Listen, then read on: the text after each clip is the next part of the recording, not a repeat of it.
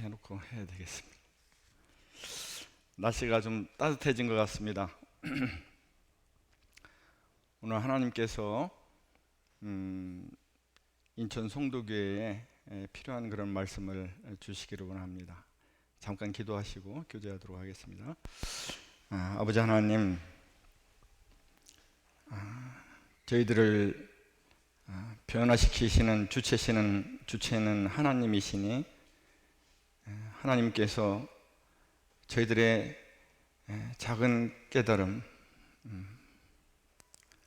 보리떡 5개와 물고기 2마리에 불과한 그런 작은 깨달음을 사용하셔서 저희들로 하여금 하나님을 아는 눈을 열어주시고 하나님을 알게 하시고, 그래서 변화받아 하나님을 기쁘시게 하며 하나님께 영광을 돌리는 저희들이 될 수 있도록 주님께서 은혜로 이 시간 역사하여 주시기를 원합니다.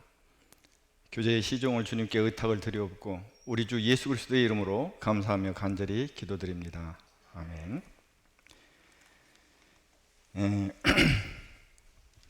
야곱의 생애를 통해서 성도의 삶에서 하나님과의 관계에서 가져야 될 그런 부분에 대해서 나누고 있습니다. 그래서 야곱의 생애를 생각할 때 가장 귀중한 사건이 저는 이제 3가지가 있다고 보는데, 그 첫 번째가 이제 베델의 하나님, 창세기 28장에서 나온 그 사건, 그 다음에 이제 그 브니엘의 하나님, 창세기 32장에서 나온 사건, 그리고 엘베델의 하나님, 창세기 35장에서 나온 사건.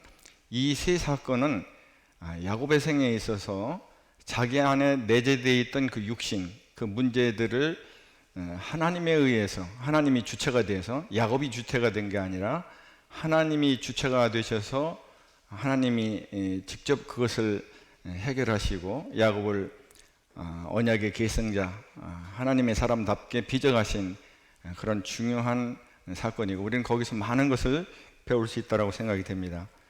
오늘은 엘베델의 하나님입니다. 이게 이제 오늘 그 제목이 되고, 부제는 이제 베델로 올라가라라고 하는 그런 말씀이 이제 그 부제가 되겠는데, 창세기 35장 1절로부터 15절까지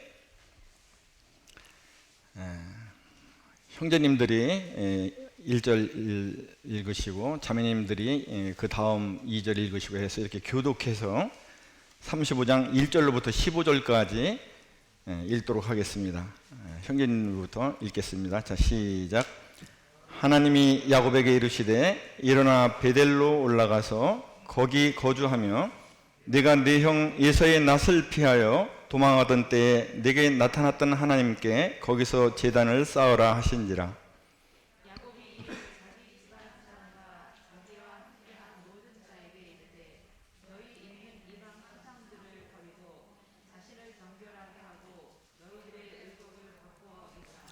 우리가 일어나 베델로 올라가자.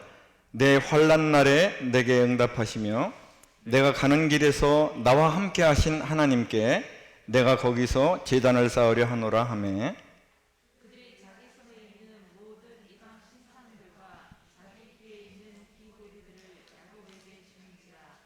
야곱이 그것들을 새긴 근처 상수리 나무 아래에 놓고, 그들이 떠났으나 하나님이 그 사면 고을들도 크게 두려워하게 하셨으므로 야곱의 아들들을 추격하는 자가 없었더라.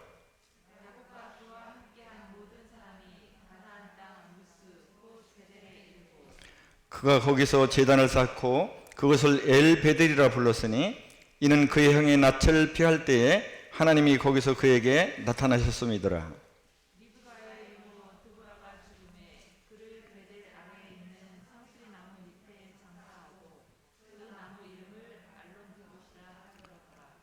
야곱이 밧단 아람에서 돌아오매 하나님이 다시 야곱에게 나타나사 그에게 복을 주시고,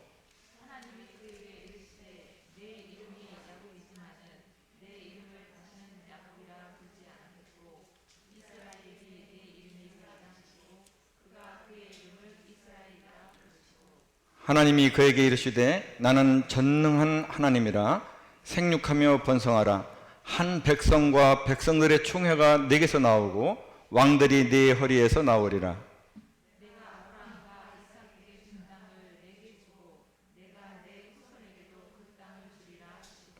하나님이 그와 말씀하시는 곳에서 그를 떠나 올라가시는지라.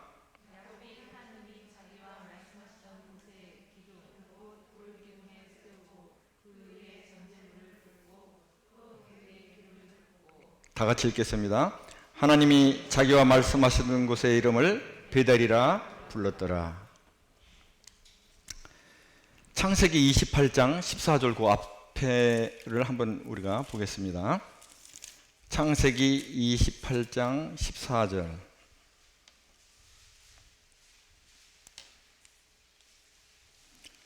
다 같이 한번 읽어보겠습니다.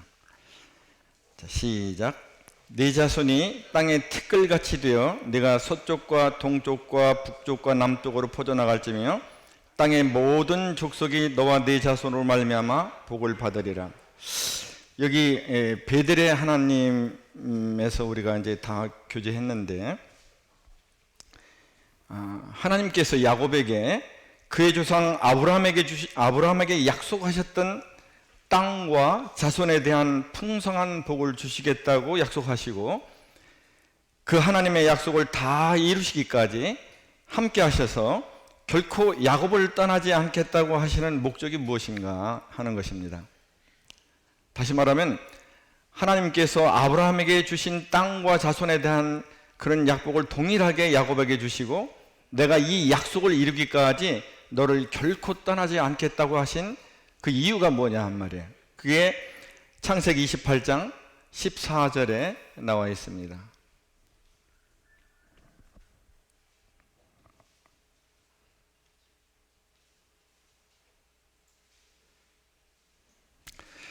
아, 14절에 보면 땅의 모든 족속이 너와 네 자손으로 말미암아 복을 받으리라. 하나님께서 그렇게 하시는 목적은 바로 야곱의 후손을 통해서 하나님의 복이 이 세상 모든 족속들에게 흘러나가게 하기 위함입니다. 다시 말하면 하나님의 복의 통로자가 되기 위해서 하나님께서 야곱을 택하시고 야곱에게 그와 같은 큰 복을 허락하시는 것이죠. 이것이 하나님의 목적입니다.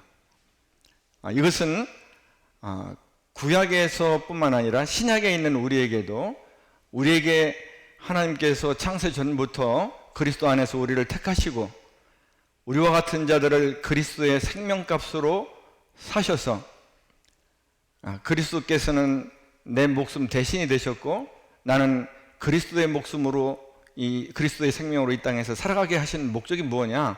바로 우리 한 사람 한 사람, 그리고 우리의 후손들로 하여금 이 하나님의 복의 통로자가 되게 하기 위해서 그렇게 우리를 복 주셨다 하시는 것입니다. 이것이 하나님의 목적이죠. 그런데 하나님께서는 이렇게 이 야곱이 하나님의 축복의 통로자가 되기에는 야곱에 내재된 그런 많은 문제들이 있었던 것을 우리가 알게 됩니다.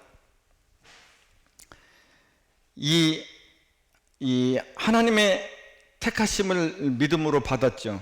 이제 어머니 리브가에게 꿈으로 하나님께서 계시하셔서 큰 자가 작은 자를 섬기리라 하는 그런 하나님의 약속의 말씀을 야곱은 그것을 믿음으로 붙들었습니다.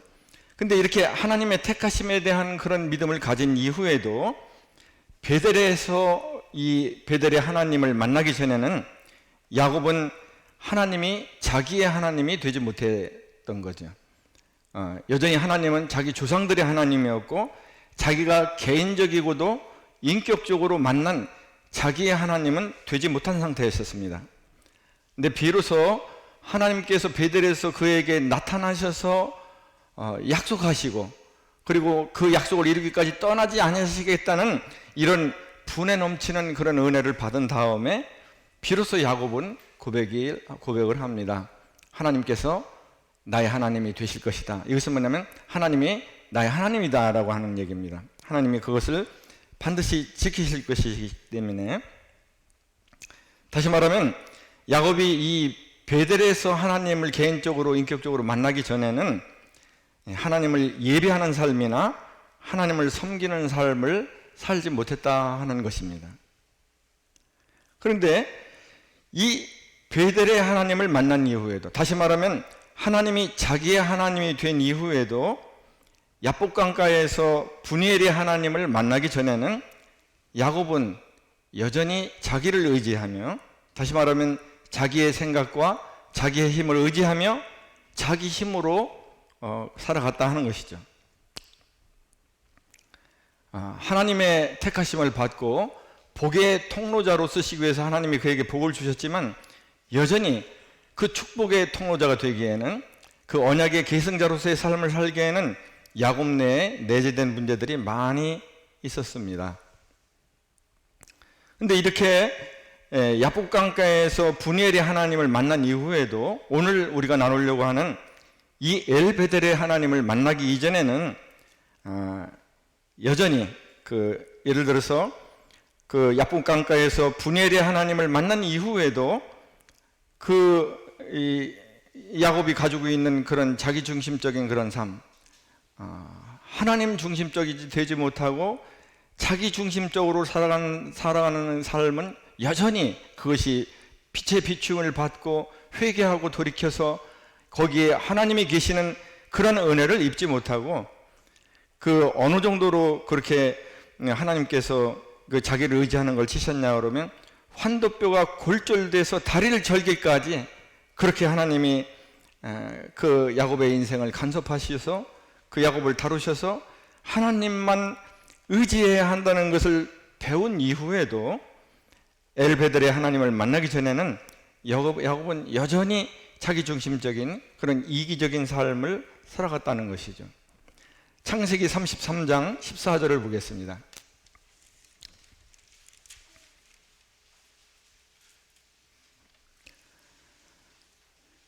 청하건대 내 주는 종보다 앞서 가소서. 나는 앞에 가는 가축과 자식들의 걸음대로 천천히 인도하여 세일로 가서 내 주께 나아가리이다. 야곱이 하나님의 은혜로 이제 이게 제 분별입니다만은 에서가 야곱을 만날 때 400명의 집에서 기르는 군사들을 데리고 갔다. 환영하기 위해서였을까요? 안 그러면은 그 마음에 응어리진 그 한을 풀기 위해서였을까요? 제가 볼 때 야곱을 환영하기 위해서 400명을 데리고 가는 것은 아닌 것 같아요. 그 한을 풀기 위한 그런 그 마음이었다라고 보는 것이 옳을 것 같습니다. 근데 야복강가에서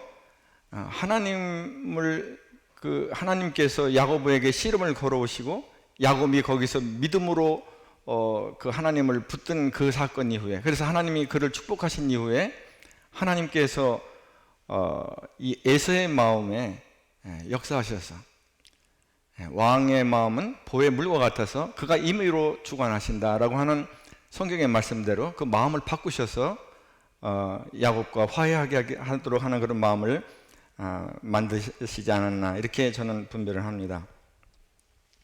그래서 이 창세기 33장 14절에 세일로 간다라고 하는 이 야곱의 말은 야곱의 이후의 행동을 볼 때 이건 거짓말입니다. 야곱은 세일로 갈 생각이 전혀 없었어요. 두 번째는 창세기 33장 17절입니다. 야곱은 숫곳에 이르러 자기를 위하여 집을 짓고 그의 가축을 위하여 우릿간을 지었으므로 그 땅의 이름을 숫곳이라 부르더라. 야곱이 베델에서 하나님을 만났을 때 베델에서 하나님께 너무나 그 은혜에 감사한 나머지 그 돌에 기름을 붓고 거기서 하나님을 경배하고 하나님께 서원한 세 가지가 있었습니다. 하나는 뭐냐면 이후로는 하나님이 나의 하나님이 될 것이다 라고 하는 그런 것과, 또 하나는 이제 그 세 번째죠. 세 번째는 이제 11조를 하겠다는 것과, 그리고 이 두 번째는 이 돌이 하나님의 전이 될 것이다 라고 하는 그런 하나님께 그런 소원을 드렸는데, 이 에서와의 이 화해는 야곱의 생애에 있어서 큰 이 돌이 하나 이 마음에서 뽑아져 나간 겁니다. 왜냐하면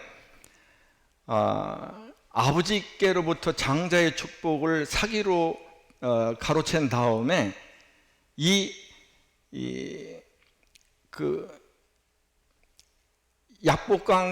분이의 이제 엘베델의 하나님을 만나기 이전까지 이 야곱의 마음 가운데 있었던 것은 이 에서에 대한 두려움입니다.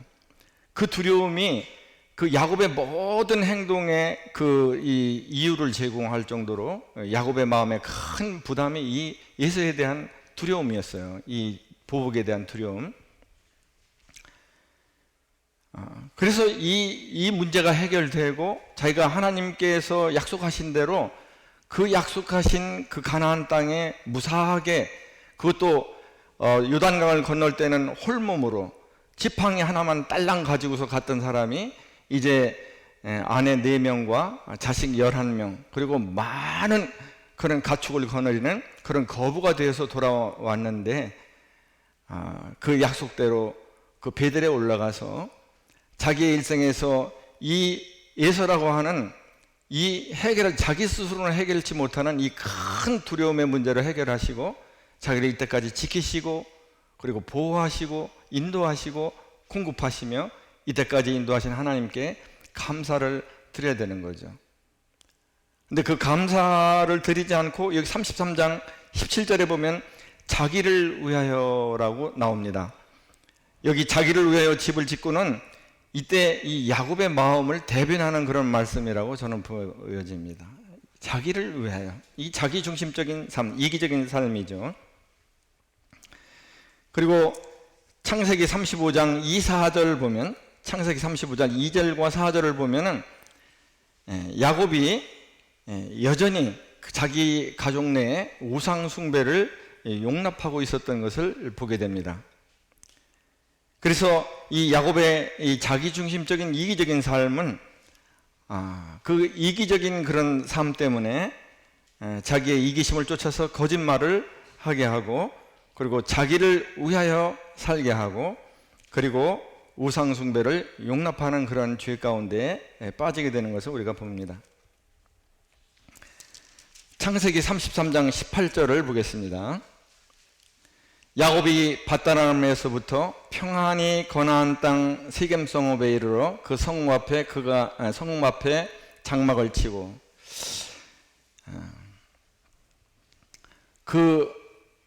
사기로 장자권을 그렇게 얻은 다음에 그 공포 가운데에서 하나님께서 그를 건지셨습니다. 이제는 그를 위협할 그런 어떤 그런 그 장애가 없어요. 공포가 없습니다. 두려움이 없습니다. 그야말로 세발장 때 거칠 것이 없는 거죠. 그래서 여기 18절에 보니까 평안히 가나안 땅 세겜에 이르렀다고 되어 있습니다. 아무런 두려움이나 장애물이 없으니까 평안히 가는 거죠. 이제 이 평안이 그대로 야곱의 마음 상태가 아니었나 생각이 됩니다.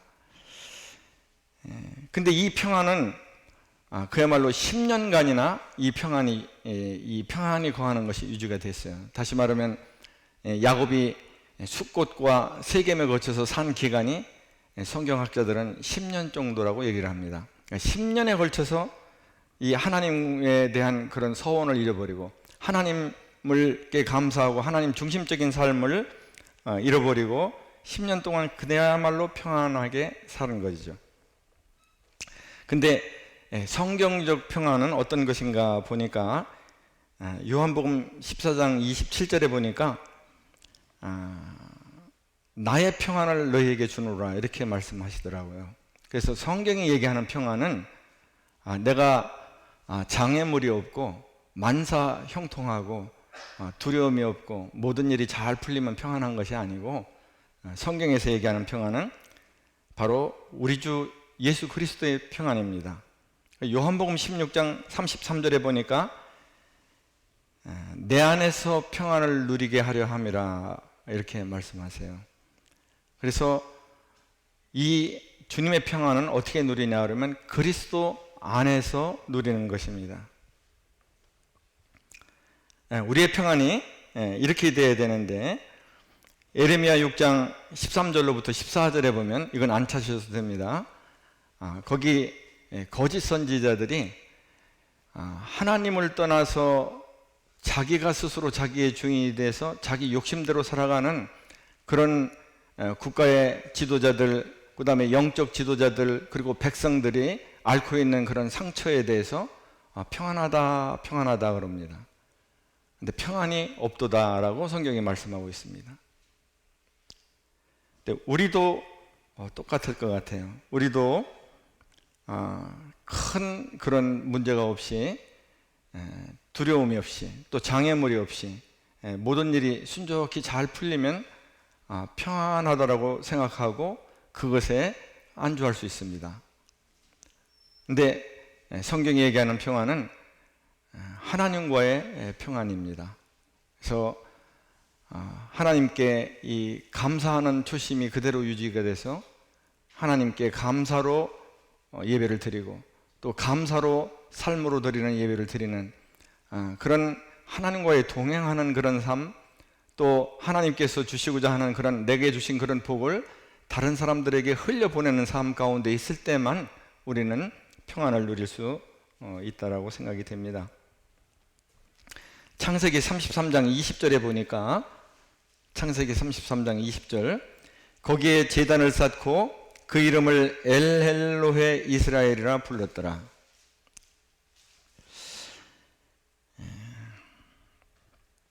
창세기 33장 20절에서는 야곱이 자기가 베델의 하나님을 만났을 때 서원했던 이 하나님이 자기에게 임재하셨던 그곳에 돌아와서 그 돌에다가 기름을 붓고 거기에 하나님께 감사로 예배를 드렸던 이것이 하나님의 집이 될 것이다, 하나님의 정이 될 것이다 라고 약속했던 그 약속을 잃어버리고 여기 세겜에서 예배를 드리는 모습을 볼 수가 있습니다. 이 하나님께서 기뻐하시지 않는 예배를 드리는 거죠. 이사야 1장 10절로부터 14절까지 한번 보겠습니다.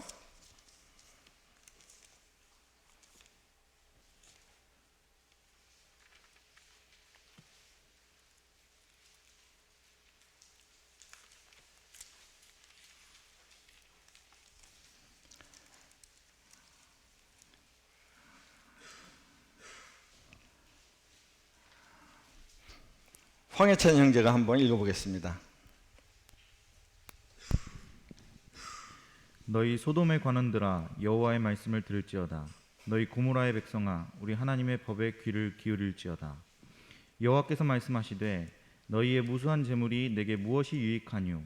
나는 순양의 번제와 살찐 짐승의 기름에 배불렀고 나는 수송아지나 어린 양이나 수념소의 피를 기뻐하지 아니하노라. 너희가 내 앞에 보이러 오니 이것을 누가 너희에게 요구하였느냐? 내 마당만 밟을 뿐이니라. 헛된 재물을 다시 가져오지 말라. 분향은 내가 가증히 여기는 바요 월삭과 안식일과 대회로 모이는 것도 그러하니 성회와 아울러 악을 행하는 것을 내가 견디지 못하겠노라. 내 마음이 너희의 월삭과 정한 절기를 싫어하나니 그것이 내게 무거운 짐이라. 내가 지기에 곤비하였느니라. 여기 이사야 1장 10절부터 14절까지 하나님께서 그 예배에 대한, 우리가 드린 예배에 대한 그런 절절한 그런 말씀이 나오는데, 이 13절에 보니까 헛된 재물을 다시 가져오지 말라라고 말씀하시고, 그리고 분향은 얘기지만 하나님께서 가증히 여기는 것이라고 이렇게 말씀하시면서 너희가 내 이름으로 모이는 이 거룩한 이 성회와 아울러서 너희가 악을 행하는 것을 내가 견디지 못하겠다. 그리고 내 마음이 너희가 드리는 그런 월삭 예배와 정한 절기의 예배를 싫어한다 라고 이렇게 말씀하시는 것을 보게 됩니다. 근데 이 예레미야 6장 22절에는 더 우리에게 좀 가슴에 와닿는 그런 말씀이 있습니다. 에레미야 6장 20절을 보면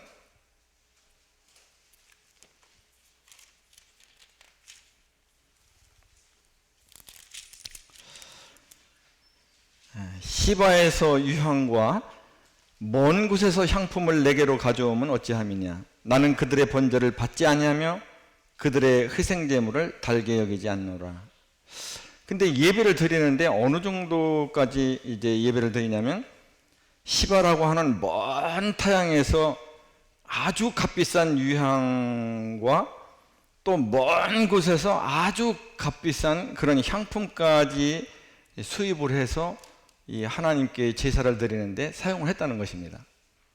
근데 이러한 제사를 드렸는데도 하나님께서 받지 않으신다고 그러고 그것을 달게 여기시지 않는다는 거예요. 이게 제가 드리는 예배 또 우리가 드리는 예배를 돌아봐야 되는 이 하나님 앞에서 이게 이제 하나님 앞에는 모든 것이 낱낱이 다 드러나는데 숨길 수가 없고 돌아봐야 된다라고 하는 그런 강한 생각을 갖게 되었습니다.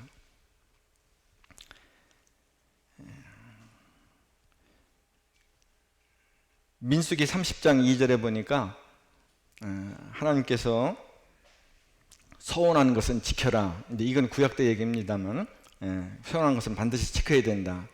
그리고 창세기 35장 1절 오늘 읽은 말씀에서 보면 베델로 올라가라 이렇게 하시는 그런 하나님의 말씀을 보면 하나님의 뜻은 야곱이 이 세겜에서 예배를 드리는 것이 아니고 베델에서 예배를 드리기를 원하시는 것을 알 수가 있습니다. 이 구약과 신약은 조금 다른데 신약은 요한복음 4장 21절에서 보면은 여기서도 말고 예루살렘에서도 말고 너희가 예배를 드릴 때가 온다. 그래서 이 장소 개념을 초월하는 것을 볼 수가 있습니다. 근데 이 구약 때는 이게 신약의 그림자이기 때문에 이 장소가 굉장히 중요합니다. 그래서 신명기 12장 5절에서는 반드시 하나님께서 그 이름을 두시려고 택하신 곳에서 너희들이 제사를 드려야 된다라고 말씀하고 13절에서는 아무 데서나 드리지 말아라 라고 말씀하시는 걸 볼 수 있습니다. 그래서 야곱이 있을 때에 하나님에 대한 그런 바른 예배는 하나님께서 임재하신 곳, 또 하나님께 소원을 드린 곳, 여기로 나아가야 하나님 중심의 신앙이 되는 것입니다. 하나님의 뜻에 맞는 그런 예배를 드리게 되는 것이죠.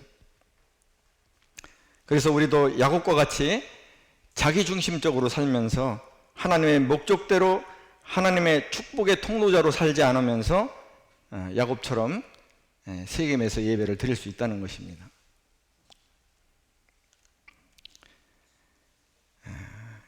여기서 우리가 얻을 수 있는 교훈은 야곱이 하나님께서 기뻐하시지 않는 예배를 드렸을 때 그가 세겜에서 얻은 것, 뭘 얻었습니까? 땅을 얻었습니다. 100크시타를 주고서 땅을 샀다라고 되어 있는데 땅, 그리고 자기를 위해 집을 지었습니다. 거기서 정착해서 눌러 살겠다는 거죠. 그리고 짐승들을 위해서 우리간을 지었습니다. 그래서 세겜에서 얻은 것이 땅과 집과 우리간이 있는데 세겜에서 얻은 것과 이룬 것은 그것이 무엇이든 신실하신 하나님의 간섭에 의해서 다 놓고 떠나지 않으면 안 된다는 것입니다. 이것이 택한 백성이 처한 그런 필연이라고 이렇게 생각이 됩니다. 하나님께서 제가 이 야곱을 이렇게 쭉 상고하면서 생각된 것은 하나님께서 택하신 사람은 그가 어떤 문제를 가지고 있든 그가 어떤 실족을 하든 하나님께서 책임지시고 그를 바꿔주시고 그를 하나님의 사람으로 세우신다는 것입니다. 그가 하나님의 택하심을 분명히 받고 그가 분명하게 성령 안에서 구원을 받았다면 말입니다. 하나님께서 책임지십니다. 결코 포기하시거나 자기의 선택을 후회하시고 바꾸시는 법이 없더라고요. 바꾸시지. 그래서 야곱에게 보면은 내 하나님이 안 됐을 때도 야곱에서 꿈에서 나타나셔서 야곱으로 하여금 하나님은 나의 하나님이라고 고백을 하시고, 야곱이 계속해서 자기를 의지해서 살 때도 하나님께서 친히 씨름을 걸어오셔서 하나님께서 그에게 씨름을 하시고, 그래서 이 야곱이 완강하게 저항하자 그 환도뼈를 쳐서 환도뼈를 골절시키기까지 하시면서 이 야곱의 자기를 의지하는 이것을 꺾어버리세요. 자기 생각과 자기 힘을 의지하는 걸. 그리고 지금 이제 끊임없이 이렇게 자기 중심적으로 살아가는 그런 야곱을 향해서 하나님께서 이제 또 한 가지 사건을 이제 일으키시는 것을 우리가 이 35장 이 사건에서 볼 수가 있습니다. 저는 이 야곱에게 내재된 많은 문제들에도 불구하고 이 결코 포기하지 않으시고 끝까지 추적하셔서 이 언약의 계승자답게 하나님의 사람으로 빚어내시는 하나님을 발견하게 됐습니다. 이 끝까지 추적한다는 말이 시편 23편 6절에 나오는 그런 말씀입니다. 여호와의 선하심과 인자하심이 정녕 나를 따르리니, 이때 이 정녕 나를 따른다 하는 그 말씀이 추적하다라고 하는 말씀입니다. 추적하다. 마치 사냥개가 사냥감을 결코 포기하지 않고 그 사냥감을 잡을 때까지 끝까지 추적하는 것처럼 여호와의 선하심과 인자하심이 그 택한 백성을 끝까지 추적하셔서 그 안에 내재되어 있는 하나님과 관계를 맺을 수 없는 이런 많은 육신들을 끝까지 추적하셔서 제거하신다는 것이죠. 그리고 거기에 그리스도를 각인해 넣으신다는 거죠. 하나님께서. 이게 얼마나 제게 힘이 되고 은혜가 되었는지 모릅니다. 이 실패하지 않는 이 하나님의 사랑이 빌립보서 1장 6절의 말씀을 우리로 하여금 고백한다라고 생각됩니다. 너희 안에서 착한 일을 시작하신 이가 그리스도 예수의 날까지 이루실 줄을 우리가 확신하노라. 창세기 35장 9절을 보겠습니다. 야곱이 밧단 아람에서 돌아오매 하나님이 다시 야곱에게 나타나사 그들에게 복을 주시고. 야곱이 밧단 아람 하란에서 돌아온 것은 10년입니다. 10년. 이게 이제 10년 후에 지금 이 사건인데 돌아온 지. 근데 하나님께서 뭐라고 말씀하시냐 그러면 방금 돌아온 것처럼 야곱이 밧단 아람에서 돌아오매 이렇게 얘기를 하세요. 어떤 때 그렇게 얘기를 하셨냐 그러면 베델로 올라가서 자기가 서원했던 그대로 이때까지 자기를 지키시고 보호하시고 인도하시고 축복하셨던 그 하나님께 이 영적인 예배를 드렸을 때 그때 하나님께서 야곱이 밧단 아람에서 돌아오매 이렇게 얘기를 하세요. 여기서 저는 이 하나님의 이 시각을 볼 수 있었습니다. 이 하나님의 시각에는 야곱이 하나님과의 관계에서 살지 않고 자기 중심적으로 자기 이기적으로 살아간 그 삶은 하나님의 안중에는 시간이 계수되지 않는 그런 시간입니다.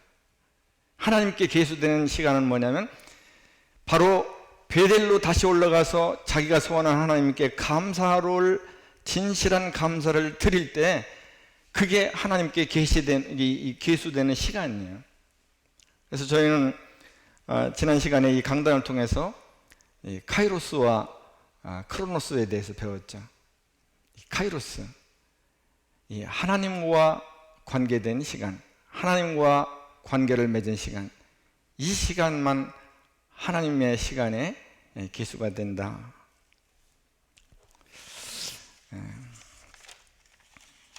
창세기 35장 10절에 보니까 하나님이 그에게 이르시되 내 이름이 야곱이지만은 내 이름을 다시는 야곱이라 부르지 않겠고 이스라엘이 내 이름이 되리라 하시고 그가 그의 이름을 이스라엘이라 부르시고. 이 하나님께서 야곱이 이 자기 중심적인 것을 버리고 그리고 소원을 따라서 하나님 앞에 진실되게 감사를 드렸을 때 하나님께서 그때 이스라엘이라 불러주시는 것을 볼 수가 있습니다. 창세기 32장, 다시 말하면 분이엘의 하나님에서는요, 한번 볼게요. 32장 28절.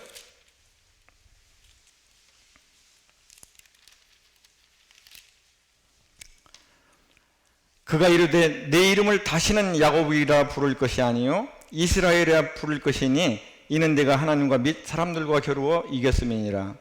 여기는 야곱이 이제 다시는 야곱이라고 불리워지지 않고 이스라엘이라 불리워질 것이다 라고만 말씀했지, 그렇게 앞으로 있을 일에 대해서 하나님께서 미리 말씀하셨지 하나님께서 직접 야곱을 이스라엘이라고 부르시지는 않았습니다.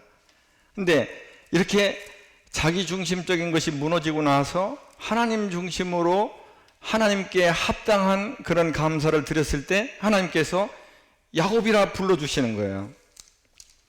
이 10절에 보니까 여기 끄트머리에 그가 그의 이름을 이스라엘이라 부르시고 친히 야곱을 향해서 이스라엘이라 이렇게 불러주시는 하나님을 뵐 수가 있습니다. 그러니까 이 자기중심적인 것이 있는 그대로 문제로 안 있는 것을 하나님이 다 아시고 그때는 야곱에게 이스라엘이라고 이렇게 부르시지를 않는 겁니다. 하나님께서 11절에 보니까 하나님이 그에게 이르시되 나는 전능한 하나님이라. 그렇게 하나님께 바른 감사를 드리고 나니까 하나님께서 자신이 누구신지를 계시하세요. 나는 전능한 하나님이라.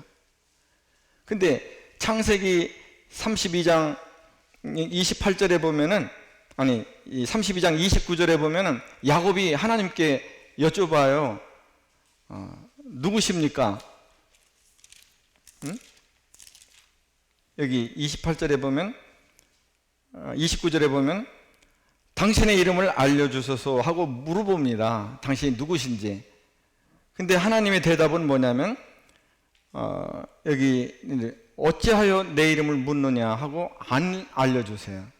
근데 여기는 야곱이 이렇게 누구십니까? 라고 여쭤보지도 않은데 하나님께서 나는 전능한 하나님이라고 자신을 계시해 주시는 것을 보게 됩니다.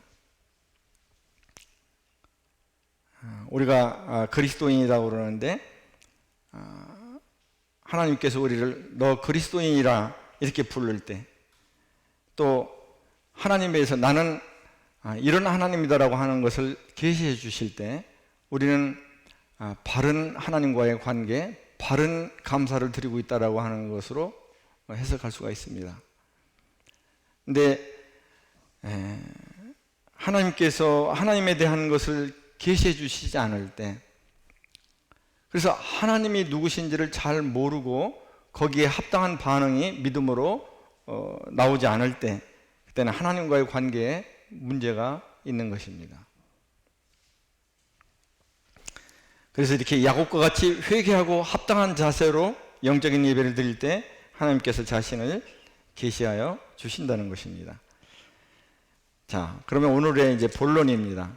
창세기 35장 2절로부터 3절입니다. 자, 요거 황혜찬 형제가 다시 한번 읽어주시기 바랍니다. 2절 3절. 야곱이 이에 자기 집안 사람과 자기와 함께한 모든 자에게 이르되 너희 중에 있는 이방 신상들을 버리고 자신을 정결하게 하고 너희들의 의복을 바꾸어 입으라. 우리가 일어나 베델로 올라가자. 내 환난 날에 내게 응답하시며 내가 가는 길에서 나와 함께 하신 하나님께 내가 거기서 제단을 쌓으려 하노라 하매. 네, 이 창세기 35장 2절에서부터 3절까지를 보면은 하나님께서 기뻐하시는 예배를 드리려면 어떻게 해야 되는가 하는 길을 하나님께서 제시해 주시고 계십니다. 하나님께서 기뻐하시는 예배를 드리려면 어떻게 해야 되느냐. 시편 50편 23절에 보면 감사로 예배를 드리는 자가 나를 영화롭게 하나니 이렇게 말씀합니다. 다시 말하면 하나님께서 기뻐하시는 예배를 드리려면 하나님께 합당한 감사로 예배를 드려야 하나님께서 영광을 받으시는, 다시 말하면 하나님께서 기뻐 받으시는 그런 예배를 드릴 수 있다 하는 것입니다. 그래서 여기서 볼 때 하나님께서 기뻐하시는 예배를 드리려면 먼저 감사를 알아야 됩니다. 이것이 구원이죠. 어떤 사람이 구원받았다라고 하는 것은 자기와 같은 자에게 미친 하나님의 은혜가 어떠한 것인가를 알았다. 다시 말하면 감사가 무엇인지를 감사를 알았다. 이렇게 말씀드릴 수 있습니다. 근데 저희가 이 안경알을 매일 닦는 것처럼 이 땅에서 계속 살면서 보고 듣는 것에 우리 마음이 혼탁해지게 되면 이 마음의 이 안경알이 더러워지면서 감사를 잃어버리게 되죠. 그래서 감사를 잃어버리지 않아야 하나님께 지속적으로 하나님께서 기뻐 받으신 예배를 드릴 수가 있습니다. 그럼 어떻게 감사를 잃어버리지 않을까요? 그것은 주님과 지속적으로 인격적인 그런 만남을 가져야 감사를 잃어버리지 않게 됩니다. 그래서 말씀과 기도에서 고개를 돌리게 될 때 우리는 곧바로 감사를 잃어버린 또는 감사가 메마른 그런 삶을 살 수밖에 없다라고 하는 것을 우리는 경험적으로 다 알고 있습니다. 그렇게 하고 나서 감사함으로 예배를 드려야 됩니다. 누가복음 17장은 여기에 색임표를 넣으시고 누가복음 17장 15절로부터 18절을 보겠습니다.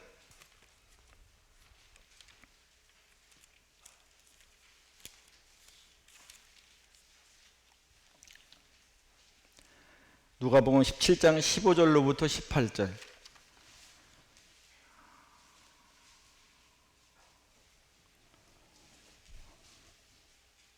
임찬영 형제가 한번 읽어보세요. 그 중에 한 사람이 자기가 나은 것을 보고 큰 소리로 하나님께 영광을 돌리며 돌아와 예수의 발 앞에 엎드려 감사하니 그는 사마리아 사람이라. 예수께서 대답하여 이르시되 10사람이 다 깨끗함을 받지 아니하였느냐? 그 9은 어디 있느냐? 이 이방인 외에는 하나님께 영광을 돌리러 돌아온 자가 없느냐 하시고. 네, 여기 16절서부터 여기 15절서부터 18절까지 보면은 10사람의 나 환자가 있었죠. 한센병 환자가 있었는데 그 10사람의 한센병 환자가 다 소리를 높여 예수 선생님이여 우리를 불쌍히 여기소서 이렇게 외쳤습니다. 그러면 이 10사람은 다 믿음이 있은 거죠. 저 예수 그리스도라고 하는 분이 내 이 하늘의 병, 하늘에서 내린 병이라고 이때는 생각했는데 이 한센시병을, 이 불치의 병을 치료할 수 있는 분이다라고 하는 그런 믿음이 있었습니다. 그래서 이 10사람이 다 치료를 받았는데 그 중에서 딱 한 사람, 이 이방인인 사마리아인 한 사람만 이 자기의 그 치유함 받은 것을 감사해서 예수 그리스도의 발 앞에 엎드려서 감사를 표했습니다. 그때 주님께서 놀라운 말씀을 하시는데 뭐냐면 이제 병에서만 구원받은 것이 아니라 내 영혼도 구원받았다 이렇게 말씀을 하세요. 내 믿음이 너를 구원하였다. 구원이라고 하는 말씀을 쓰십니다. 그래서 총체적인 구원, 이 육신뿐만 아니라 이 영혼도 구원받은 것을 말씀합니다. 그 9 한센병 환자와 다른 점은 이 사람한테는 감사가 있다는 겁니다.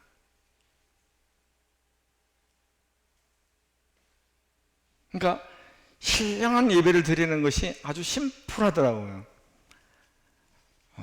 정말 진정한 마음으로부터 우러나는 감사로 예배를 드리는 것이 하나님께서 기뻐 받으시는 그런 예배입니다.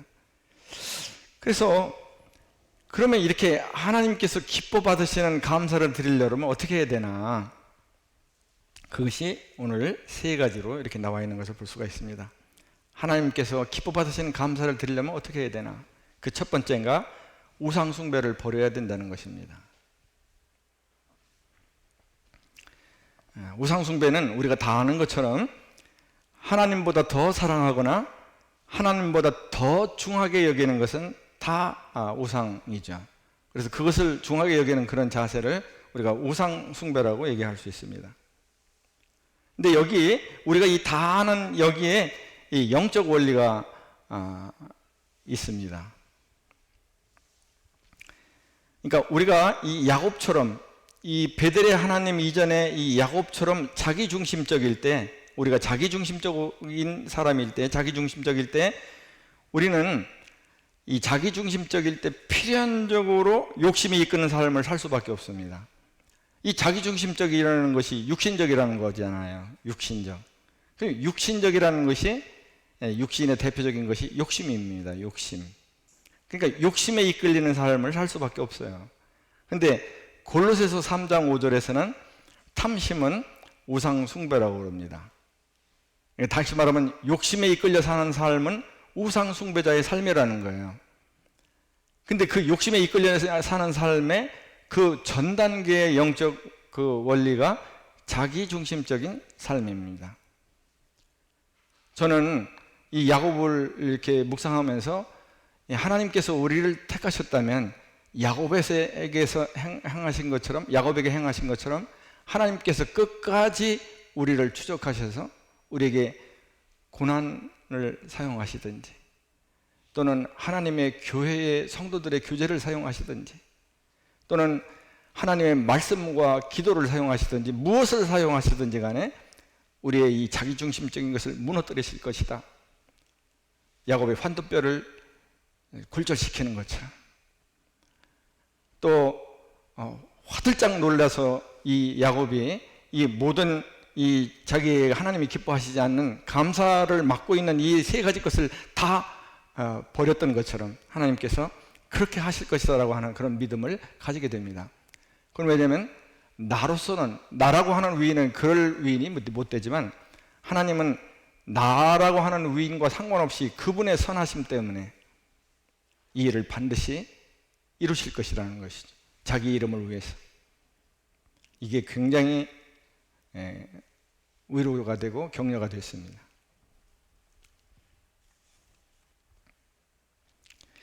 두 번째는 이 자신을 정결케 해야 된다는 것입니다. 출애굽기 19장 10절을 보겠습니다.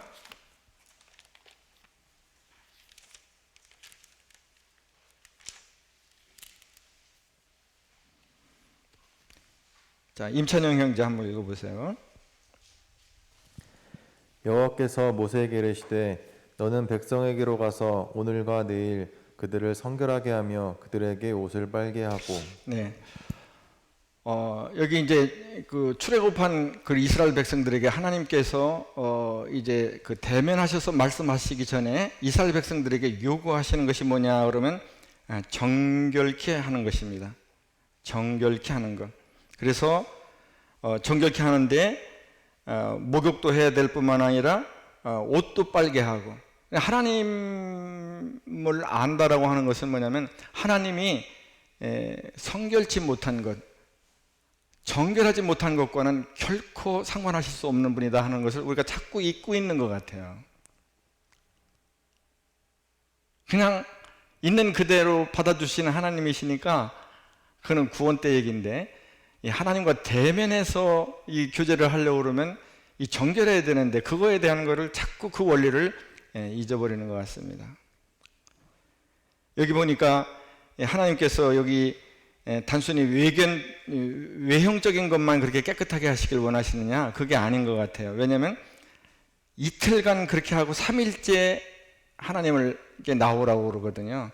그러니까 목욕하고 빨래하는데 이틀 안 걸리잖아요. 이틀 걸린다는 말은 뭐냐면 그렇게 몸을 깨끗하게 씻는 동안에, 그리고 옷을 깨끗하게 빠는 동안에 내 마음에 있는 그런 더러운 것들도 하나님 앞에 다 제백하고 자기 마음을 깨끗하게 하는 그런 기간을 가진 다음에 깨끗한 상태로 나한테 나오라 하는 그런 말씀입니다. 그러니까 전체로 깨끗해야 돼요. 그래서 신약에서는 에베소서 5장 26절에 물로 씻어 말씀으로 깨끗하게 하사, 하나님 앞에 나아갈 때는 항상 이렇게 나가야 된다는 것이죠. 다시 말하면 성령의 조명으로 말씀의 거울에 자신을 비춰보는 삶을 날마다 해야 하나님의 임재 앞에 나아갈 수 있다는 것입니다. 하나님과의 교제 앞에 나아갈 수 있다는 것입니다. 그때 하나님께서는 우리에게 자신을 계시해 주실 것입니다. 요한일서 1장 9절에 만일 너희가 너희 죄를 자백하면 하나님은 미쁘시고 의로우사 우리의 모든 죄를 깨끗하게 사하실 것이요, 이런 말씀이 있습니다. 우리의 모든 죄를 깨끗하게 사하실 것이요. 성령께서 말씀을 통해서 지적하실 때 우리가 하나님의 그런 지적 앞에 납작 엎드려서 회개하게 될 때 우리의 마음이 비로소 정결해지고 하나님을 만날 준비가 되고 바르게 하나님께 감사드릴 준비가 되는 것이죠. 세 번째로 옷을 바꿔 입어야 된답니다. 바꿔 입어야 되는 것입니다. 이렇게 해야 하나님께서 받으시는 그런 감사를 드릴 수가 있어요. 성도가 바꿔 입어야 할 옷에 대해서 성경이 이 두 가지를 얘기를 하고 있는데, 계시록 19장 8절에서는 그 성도들이 입는 그 흰 세마포 옷을 말씀하시면서 그것은 성도들의 옳은 행실이라고 이렇게 말씀하고 있습니다. 갈라디아서 3장 27절에 그리스도로 옷 입을 것을 성도들에게 말씀하고 있는 것을 보게 됩니다. 그리스도로 옷 입는다. 좀 그 개념이 좀 모호할 수 있는데, 윌리엄 맥도널드 형제님의 이 분별을 참고로 말씀드리겠습니다. 그리스도로 옷 입는다는 것은 세 가지 면에서 이렇게 볼 수가 있는데, 하나는 그리스도의 삶의 방식을 받아들이고, 두 번째는 그분처럼 살고, 세 번째는 그분을 나의 삶의 인도자와 모본으로 받아들이는 것, 이것이 그리스도로 옷 입는 거다, 이렇게 말씀하셨어요. 다시 한번 말씀드리면, 그리스도의 삶의 방식을 받아들이고 그분처럼 살고 그분을 나의 삶의 인도자요 모본으로 받아들이는 것, 이것이 그리스도로 옷 입는 것이다. 저는 이 그리스도로 옷 입는 것을 한마디로 말하면 그리스도 안에서라고 생각이 됩니다. 그리스도 안에서. 그리스도 안에서란 말이 바로 그리스도의 삶의 방식을 받아들이고 그분처럼 살고 그분을 나의 삶의 인도자와 모본으로 받아들이는 그런 상태가 그리스도 안에서입니다. 그래서 우리들의 신앙은 구원받을 때 우리 주 예수 그리스도께서 내 안에 주로 들어오십니다. 그리스도께서 내 안에. 그 다음에 여기 지금 그리스도 옷 입는 것처럼 에서 말씀하신 것처럼 그리스도의 삶의 방식을 받아들이고 그분처럼 살고 그분을 나의 삶의 인도자여 모본으로 받아들이는 그런 수용과 순종의 삶을 통해서 그리스도 안에 거하는 삶이, 이것이 성도의 이 땅에서의 삶이다.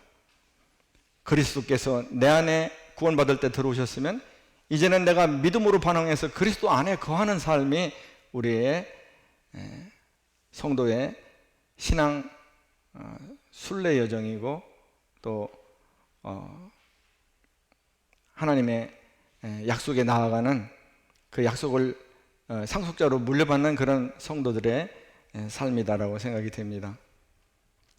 다 같이 저와 여러분이 이렇게 우리의 생명의 초기에 받았던 이 복음으로 말미암은 우리 안에 주신 하나님에 대한 감사함, 이것을 잃지 않고 꾸준하게 우리 삶에서 지키고, 그리고 이렇게 하나님께서 기뻐 받으시는 이런 참다운 감사로 드리는 예배를 드리시는 우리 모두가 될 수 있기를 바랍니다. 감사합니다.